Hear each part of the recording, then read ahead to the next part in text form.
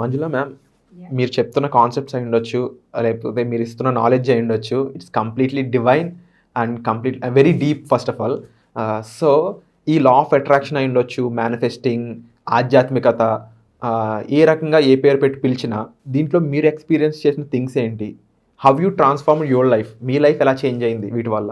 దీనికి ముందు నాకు కొంచెం బ్యాక్గ్రౌండ్ చెప్పాలి.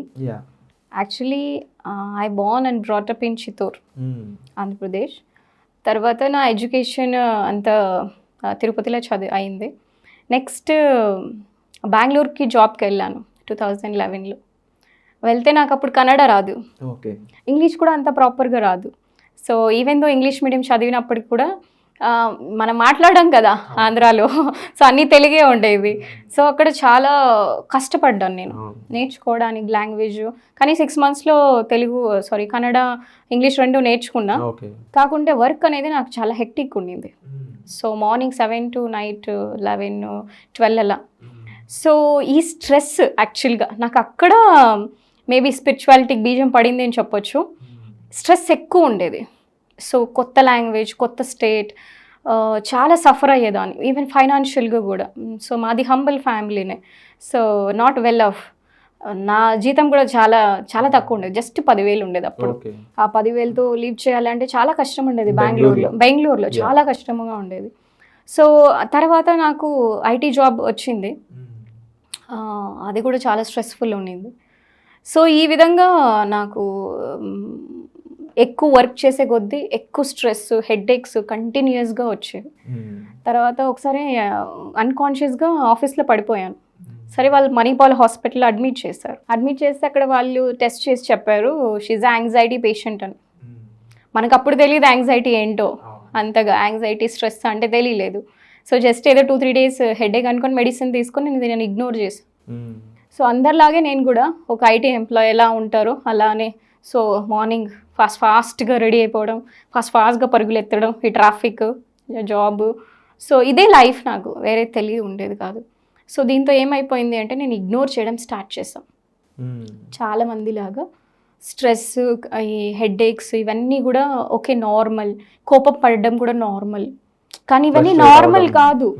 ఫ్రస్ట్రేట్ అయిపోవడము, పేషెన్స్ లూజ్ అవ్వడము, these are the things which I felt very normal, but that's not normal. So ఎమోషనల్గా రియాక్ట్ అయిపోవడం, ఏడవడం. So I thought this is normal.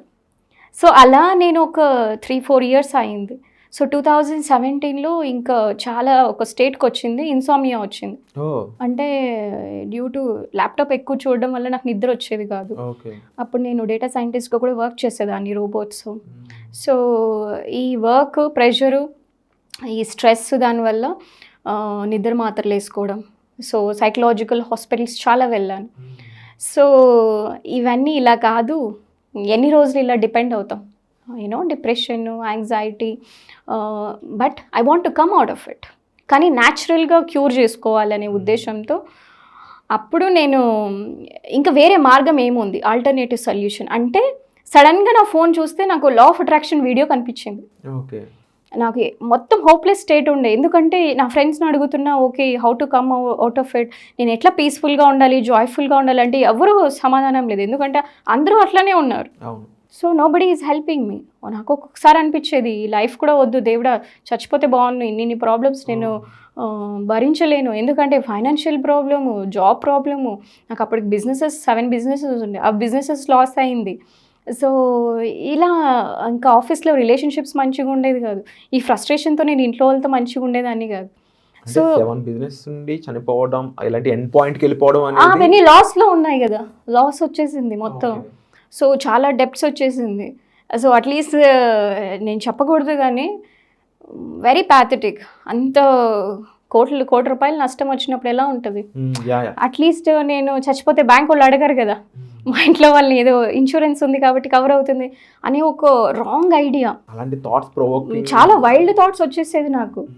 కానీ అనిపించింది సమ్వేర్ ఒకవైపు నా మైండ్ ఇలా చెప్తుంది, కానీ లోపల ఒకటి చెప్తుంది ఇవన్నీ ఓకే, యూ క్యాన్ ఓవర్కమ్, ఇవన్నీ నీకు ఎందుకు వచ్చింది అంటే నీ స్ట్రెంగ్త్ని చూపించడానికి అని స్లోగా రియలైజ్ అయ్యి ఆ వీడియోస్ని నేను అప్పుడు పట్టుకున్నా, 2017లో పట్టుకున్నా అసలు ఈ లా ఆఫ్ అట్రాక్షన్ అంటే ఏంటి అని. తర్వాత మెడిటేషన్ స్టార్ట్ చేశాను. ఇట్లా రాజయోగము, మెడిటేషన్ గురించి నేర్చుకున్న, భక్తి యోగం ప్రాక్టీస్ చేశాను. తర్వాత ఇది కర్మయోగం, కర్మ సిద్ధాంతం, ఇవన్నీ చాలా చేశాను. ఈ పూజలు, వ్రతాలు, ఎవరేం చెప్తే అన్నీ చేసేదాన్ని. నా ప్రాబ్లమ్ సాల్వ్ అవ్వడానికి, సాల్వ్ అవ్వాలని astrology, numerology, what not, you tell me everything I tried. ఉపవాసాలు, వ్రతాలు, పూజలు, ఇంకా చదవడము, ఇంకా దాన ధర్మాలు, చారిటీస్, ఏవి చేసినా కాలేదు. What really helped you? And meditations కూడా చేసేదాన్ని, అంత హెల్ప్ కాలేదు, కొంచెం అయింది. తర్వాత ఇంకా ఏం మిస్ అవుతున్నా, బికాజ్ ఒక కర్మయోగం అయింది, యాక్షన్స్ చేస్తున్నాను. నెక్స్ట్ భక్తి యోగమా, అది చేస్తున్నా. ఫ్రమ్ ద బిగినింగ్ మా ఇంట్లో కొంచెం రిలీజియస్, సో అది ఉంది. నెక్స్ట్ థింగ్, ఈ ఈవెన్ నాన్ వెజ్ కూడా మానేస్తాను, కంప్లీట్ ప్యూర్ వెజ్. మా ఫ్యామిలీని కూడా చేంజ్ చేసాము. అండ్ నెక్స్ట్ ఇన్ని చేస్తున్నా అవ్వట్లేదు, మెడిటేషన్స్లో కూర్చుంటున్నా అవ్వట్లేదు. What time I'm missing? Then I got introduce to జ్ఞానయోగం. పవర్ఫుల్. మన భగవద్గీతలో శ్రీకృష్ణుడు చెప్తాడు, ఈవెన్ భక్తి యోగం చేసేవాళ్ళని ప్రయత్నంగా నేను నా లోపలికి తీసుకుంటాను. అంటే వాళ్ళు ప్రయత్నం చేయాలి, వర్క్ చేసి, స్పిరిచువాలిటీ ప్రాక్టీస్ చేసి, భక్తి యోగం నాకు సరెండర్ చేస్తే అప్పుడు నేను తీసుకుంటా. కానీ ఎవరైతే జ్ఞాన మార్గం ఫాలో అవుతాడో, అంటే వాడు తెలుసుకుంటాడో, అప్రయత్నంగా నేను తీసేసుకుంటా. అంటే చూడు ఇంకా ఇంత పవర్ఫుల్ అని. Easily he'll take in to the Krishna consciousness అంత. సో అప్పుడు నేను ఈ జ్ఞాన యోగం అనేది స్టార్ట్ చేశాను 2017 నుంచి. Law of attraction, law of vibration. ఇంకా ఇది నేను నమ్మలేదు, నేను అప్పుడు డేటా సైంటిస్ట్ కదా, నమ్మను. ఓకే ఇదంతా ఏంటి లాజికల్ లేదు, ఇదంతా ఇది ఏంటి ఏన్షియంట్ ఏవో చెప్తున్నారు, ఇట్స్ నాట్ ట్రూ అనేసి, సో ఇట్స్ నాట్ ట్రూ అనుకొని సైన్స్లోకి వెళ్ళా. క్వాంటమ్ ఫిజిక్స్ చదివాను, న్యూరో సైన్స్, ఇలా డీప్గా వెళ్ళే కొద్దీ వాడు అదే చెప్తున్నాడు మళ్ళా, యు ఆర్ 99.99% ఎనర్జీ. ఏదైతే సైన్స్ కాదనుకున్నారో సైన్స్ కూడా అదే చెప్తుంది. సో సైన్స్లో ఏం చెప్తారు అంటే, యు 99.99% యు ఆర్ ఎనర్జీ, అంటే ఆత్మ. Only 0.001% matter which is body. But we are thinking that I'm that 0.1%. అదే అనుకుంటున్నాము. ఆ 1%నే మనము 100% అనుకుంటున్నాం. అప్పుడు నాకు బల్బౌన్ అయింది. ఓహో మనం ఇన్ని రోజులు అనుకున్న తప్పు. సైన్స్ చెప్తుంది, రీసెర్చ్ చెప్తుంది, న్యూరో సైన్స్ చెప్తుంది, ఓకే మనము మన బ్రెయిన్ని రీవైర్ చేసుకోవచ్చు అని. ఇన్ని ఆధారాలు ఉన్నప్పుడు నేను ఎందుకు చేంజ్ చేసుకోను? I have a proof. So అప్పుడు నేను బిలీవ్ చేయడం స్టార్ట్ చేశాను. ఎప్పుడైతే నేను నా మీద నేను వర్క్ ఆన్ చేశానో ఒక్కొక్కటిగా యాక్చువల్లీ నేను పొందిన దానికన్నా వదులుకున్నవి ఎక్కువ అని చెప్పుకోవచ్చు. అలా కాదు, నేను చెప్తాను ఉండండి. ఒక మంచి ఎగ్జాంపుల్ చెప్తాను. బుద్ధుడి దగ్గరికి ఒక శిష్యుడు వెళ్తారు. వెళ్ళి, స్వామి మీరు ఈ ధ్యానము, స్పిరిచువాలిటీ, ఆధ్యాత్మికత ప్రాక్టీస్ చేస్తున్నారు కదా, అసలు ఏం మీకు ఫలితం వచ్చింది, ఏం పొందారు అని అడిగారు. ఆయన అన్నారు, ఏం రాలే, అన్నీ పోయాయి. ఏం పోయాయి అన్నాడు. యాంగర్, కోపం పోయింది, ఫ్రస్ట్రేషన్ పోయింది, ఇరిటేషన్ పోయింది, ఇంటాలరెన్స్, ఇంపేషెన్స్, ఇవన్నీ పోయాయి. ఎప్పుడైతే నావి కానివి అవి పోయాయో, నాలో నేనున్నవి, అంటే నావి నిజమైనవి ఏంటి, ప్రేమ, అప్రిసియేషన్, అంటే గ్రాటిట్యూడ్, లవ్, ఇవి ఆటోమేటిక్గా వస్తాయి. ఎప్పుడైతే ఈ దుర్గుణాలు పోతాయో సద్గుణాలు కనిపిస్తుంది మనకి. Positive, simple. సో ఇలా యాక్చువల్లీ నా లైఫ్లో కూడా అలా జరిగింది. నాకు చాలా కోపం వచ్చేది, ఫ్రస్ట్రేషన్ ఉండేది, పేషెన్స్ అస్సలు ఉండేది కాదు, ఇంపేషెన్స్, టాలరెన్స్ అస్సలు ఉండేది కాదు. ఇవన్నీ నేర్చుకున్నాక ఇవన్నీ పోయాయి. ఎప్పుడైతే ఇవి పోయాయో నాకు ప్రశాంతత వచ్చింది, ఫస్ట్ థింగ్ హ్యాపీనెస్ వచ్చింది. ఇది ఎప్పుడైతే వచ్చిందో నా హెల్త్ ఇష్యూస్ అన్నీ పోయాయి. నా డిప్రెషన్ వెళ్ళిపోయింది, ఇన్సామ్నియా వెళ్ళిపోయింది, బాడీ ఫిట్ అయింది, మైండ్ పీస్ఫుల్ అయిపోయింది, హార్ట్ చాలా ఓపెన్ అయింది, ఫ్రీ అయింది.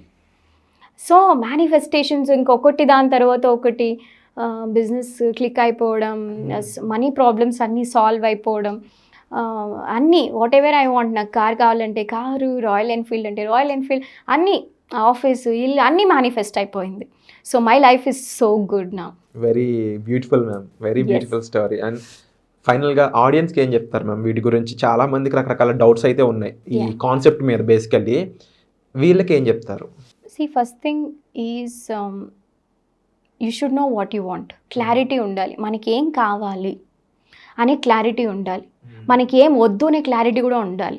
నాకు క్లారిటీ ఉండింది ఏమి అంటే, నాకు అప్పులు వద్దు, నాకు సఫరింగ్ వద్దు, నాకు ఈ కోపాలు తాపాలు వద్దు, ప్లస్ నా సంతోషం అనేది నా మీదే ఆధారపడాలి. పక్కనోడు నన్ను ఎలా ట్రీట్ చేస్తాడో వాడి మీద ఆధారపడకూడదు. ఇది ఒక పెద్ద ప్రాబ్లం, ఒక డిసీజ్ లాగా. ఓకే, నా పిల్లం నాతో మాట్లాడితే నేను హ్యాపీగా ఉంటాను, నా ఫ్రెండ్ నాకు సాయం చేస్తే నేను హ్యాపీగా ఉంటాను, ఇలాంటివన్నీ వర్కౌట్ అవ్వవు. డిపెండెన్సీ ఉండకూడదు. మన సంతోషం అనేది మన మీద ఆధారపడాలి తప్ప బయట వాళ్ళ మీద కానీ బయట వస్తువుల మీద కానీ డిపెండ్ అవ్వకూడదు. సో ఇలా మనకు క్లారిటీగా రాసుకోవాలి, what I don't want in life. First thing is we should get a clarity. Next thing is okay then what I want. Okay, I want peace, నాకు ఫస్ట్ శాంతి కావాలి, సంతోషం కావాలి, అబండెన్స్ కావాలి, సమృద్ధి కావాలి, డబ్బులు కావాలి. ఓకే, నాకు కార్ కావాలి, తప్పులేదు, అది నాకు అవసరం. ఎస్, మనం ఇప్పుడు మన సోల్తో కనెక్ట్ అయ్యి అడుగుతున్నాయి. మన సోల్ ఎందుకు వచ్చింది బాడీ తీసుకొని? ఒక హ్యూమన్ లైఫ్ని ఎక్స్పీరియన్స్ చేయడానికి. ఇప్పుడు హ్యూమన్ లైఫ్ ఎక్స్పీరియన్స్ చేయడానికి తప్పులేదు, నువ్వేం కావాలన్నా. ఇప్పుడు నేను బెంగళూరు నుంచి హైదరాబాద్ వచ్చాను, ఇప్పుడు నిన్న డిఫరెంట్ ప్లేసెస్కి వెళ్ళాను, బిర్లా మందిర్. అది వెళ్ళడం తప్ప కాదు, అది ఎక్స్పీరియన్స్ కదా. సో నేను కూడా అంతే, ఇక్కడికి వచ్చాక ఒక హ్యూమన్ బాడీ తీసుకొని వచ్చాక నాకు యూఎస్కి వెళ్ళాలనిపిస్తుంది, తప్పు ఎట్లా అవుతుంది? అసలు కాదు. అత్యాస అంటాడు చాలామంది, ఆ అత్యాస కాదు, నీకు కార్ కావాలి ఎందుకు? కంఫర్టబుల్గా తిరగడానికి. నేను ఎక్స్పీరియన్స్ చేయాలనుకుంటున్నప్పుడు అందులో తప్పు లేదు. ఎగ్జాక్ట్లీ, నేను ఎక్స్పీరియన్స్ చేయాలి అని నిజంగా అనుకుంటే ఏదైనా మేనిఫెస్ట్ అవుతుంది. Wonderful ma'am, wonderful. లైక్ ఒకేసారి ఒక్క ఇష్యూతో మొత్తం అన్ని డౌట్స్ క్లారిఫై చేశారు. Thank you so much. And so audience, మీరేమంటారు ఈ ఎపిసోడ్ గురించి? మీ కామెంట్స్లో అంటే మీ కామెంట్స్ ఏవైతే ఉన్నాయో, మీరేం చెప్పాలనుకుంటున్నారో అవన్నీ మీరు కామెంట్ సెక్షన్లో మెన్షన్ చేయొచ్చు. అలాగే ఇది ఎలా ఫాలో అవ్వాలి, దీంతో మనం ఏం చేయొచ్చు, దీంతో ఏమేం పాసిబుల్, మీ లైఫ్ ట్రాన్స్ఫర్మేషన్ కావాలనుకుంటున్నారా, వాట్ ఎవర్ యూ వాంట్, ఏది కావాలనుకున్నా మీరు కింద ఉన్న నెంబర్ని సంప్రదించవచ్చు. మ్యామ్ వాళ్ళ టీం మీకు అవైలబుల్గా ఉంటారు. Hopefully at the same time వచ్చే ఎపిసోడ్లో మళ్ళీ కలుద్దాం. మీకు ఏ డౌట్స్ ఉన్నా సరే క్వశ్చన్స్ రూపంలో మనకు మెన్షన్ చేయొచ్చు. Thank you so much. Thank you so much ma'am. Thank you.